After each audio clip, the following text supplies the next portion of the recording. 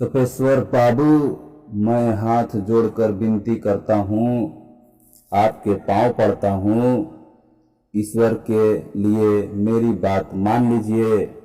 मैं आपका एक एक पैसा चुकता कर दूंगा। मेरी मजबूरी पर ध्यान दीजिए। मैं खेत बेच चुका हूँ, रुपए अभी पूरे नहीं मिले हैं, नहीं तो मैं आज ही सब के सब बेबाक कर देता। तिलक चढ़ जाने दीजिए। इतना कहने के बाद भोला तिवारी तपेश्वर बाबू के पांव पकड़कर रोने लगे। तपेश्वर बाबू क्रोध से पांव झटक दिए, जिससे भोला तिवारी कुछ दूर पर जाकर चौकी पर गिरे, जिससे उनका एक दांत टूट गया और मुंह से खून रिसने लगा। उस समय रात्रि के 3 बज रहे थे। तपेश्वर बाबू बात मानने के लिए तैयार नहीं थे। गांव के ही एक मदहस व्यक्ति रामलोचन बाबू बीच में समझौता किए, जिससे तय हुआ कि शादी होने के पहले तक रुपया आपको मिल जाएगा। अगर नहीं मिलेगा तो इसका देनदार हम होंगे। इतना होने के बाद 4 बजे भोर में तिलक पड़ा। शादी के दिन निकट आ गया, लेकिन रुपया अभी तक नहीं आया। इसकी शिकायत तपेश्वर बाबू रामलोचन बाबू से कितने बार किए।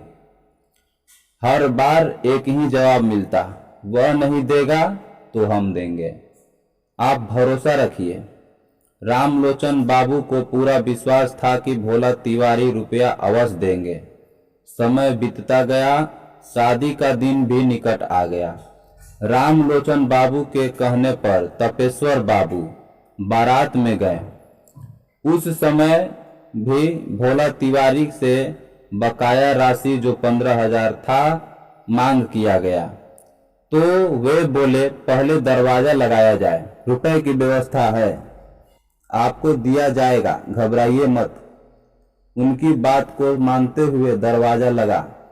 उसी समय लड़का लड़की का वरमाला हुआ। लड़की बेहद सुंदर थी, मानो लड़की न होकर चांद का टुकड़ा हो। गोरा बदन, मृग के समान बड़ी बड़ी कजरारी आंखें, रसीले होठ, सुराहीदार गर्दन, गर्दन में चमकते हीरे की चैन जगमगा रहे थे। बिजली के प्रकाश में लड़की की सुंदरता में 4 चांद लग गए थे। जो लड़का देखा वही दांतों तले उंगली दबा लिया। उसकी सुंदरता को देखकर चेहरा सुंदर, स्वस्थ और सुडल था,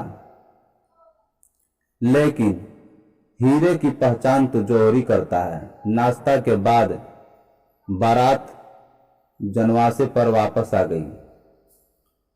जब तक खबर आ गया निरीक्षण का, उस समय तपेश्वर बाबू संवाद वाहक से बोले, जाइए भोला तिवारी को भेजिए रुपया लेकर, नहीं तो शादी नहीं होगी, बारात वापस चली जाएगी। संवाद वाहक के कहने पर भोला तिवारी गए। रुपए की व्यवस्था तो नहीं थी। वे समझ रहे थे कि बारात जब आ गई है तो शादी होगी ही, लेकिन तपेश्वर बाबू कहाँ मानने वाले थे। भोला तिवारी के जाते ही तपेश्वर बाबू रुपए की मांग किए। फिर लगे भोला तिवारी रोने गिड़गिड़ाने। आप विश्वास कीजिए, बारात वापस होने से पहले मैं रुपये अदा करूंगा। आप शादी में कृपया व्यवधान मत डालिए समधी साहब। इतना सुनते ही तपेश्वर बाबू भोला तिवारी के गर्दन में हाथ लगाकर टेंट से धक्का मारकर बाहर करते हुए आग बबूला होकर हाँफते हुए लगे बोलने, नीच, हरामखोर, ईमानखोर, दगाबाज, 420, न जाने कितने पदवी देते हुए तपेश्वर बाबू बोले जा रहे थे। तुमको जब रुपया नहीं देना था तो इतना नाटक करने की जरूरत क्यों थी? तुम उसी समय क्यों नहीं कह दिया कि इससे ज्यादा रुपया मैं नहीं दे सकता? मेरी मर्जी होती तो मैं बारात लेकर आता या नहीं आता, लेकिन तुम्हारी दगाबाजी देखते हुए अब यह शादी किसी कीमत पर नहीं होगी। यहाँ से दफा हो जाओ। चलो जी, बारात वापस ले चलो। सुनिए, आप अपने को समझते क्या है? बैल के समान बेटा बेचने वाले सौदागर, तुम्हें शर्म नहीं आती? चुल्लू भर पानी में तुमको डूब मरना चाहिए। अपने आप को रईस समझने वाले गंदी नाली के कीड़े, क्या तुम्हें और तुम्हारे बेटे को भगवान हाथ पांव नहीं दिए पैसा कमाने के लिए? जो तुम दहेज के नाम पर रुपए की भीख मांग रहे हो, वह भी रोज से इतिहास उलट कर देख लो। कभी भी मांगने वाले का हाथ नीचे रहता है और देने वाले का हाथ ऊपर रहता है। हम लड़की वाले हैं, इसका क्या मतलब?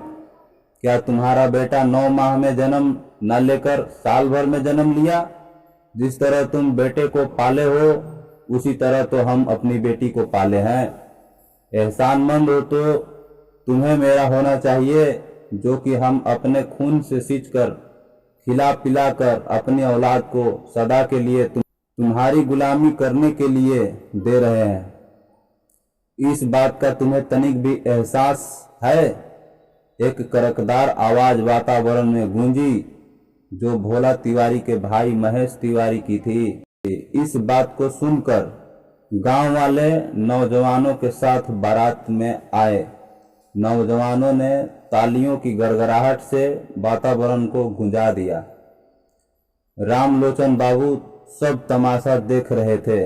उनके साथ साथ सब के सब महेश तिवारी की बात सुनकर सदब्ध रह गए। इतना ही नहीं, महेश तिवारी ने इनकार करते हुए बड़े रोबीले स्वर में पुनः बोले, दफा हो जाओ मेरे गांव से। तुम जैसा बेटा बेचने वाले से मैं अपनी भतीजी का शादी जीते जी नहीं कर सकता। तुम पैसा के लिए कुछ भी कर लेने वाले नीच व्यक्ति हो। बीच में रामलोचन बाबू, जो एक अच्छे व्यक्ति के स्वामी थे और इस शादी के विवनीय भी थे, उन्हें यह सब अच्छा नहीं लगा। वे महेश तिवारी की तरफ मुखातिब होते हुए बोले, महेश बाबू, यह शादी होगी आपकी भतीजी से। मैं अपने बेटे नरोत्तम की शादी करूंगा अभी इसी मुहूर्त में। आप चिंता मत कीजिए। जौहरी ही हीरे की जवाहरात की पहचान किया करते हैं। नरोत्तम वहां मौजूद था। वह मन ही मन खुश होने लगा। वरमाला के समय वह मन ही मन सोच रहा था, काश ऐसा ही लड़की से मेरी शादी होती। उसके बाद सभी के अक्ल पर के लटकते ताले खटखटाने लगे। भोला तिवारी की लड़की सुधा की शादी रामलोचन बाबू के लड़के नरोत्तम से हो गई। बेचारे तपेश्वर बाबू अपनी बेइज्जती पर हाथ मलते हुए घर चले आए। अदालती कार्रवाई और रामलोचन बाबू के भय से सब के सब दहेज के रूप में लिए सामान वापस कर दिए और भोला तिवारी से क्षमा मांगते हुए बोले, मुझे माफ कर दीजिए भोला तिवारी जी, मैं अब तक दहेज लेने को अपना अधिकार समझता था, जो सरासर अनर्थ है। इतना कहकर चले गए। तो दोस्तों, यह थी आज की कहानी कन्यादान। दहेज लेना, दहेज देना सर्वथा अनर्थ है। तो दोस्तों, हमारा ये वीडियो अगर आपको अच्छा लगा हो तो प्लीज़ आप हमें सपोर्ट करें। एक रेड बटन पर क्लिक करें और यही हमारी सपोर्ट आपके लिए बहुत भारी है। धन्यवाद।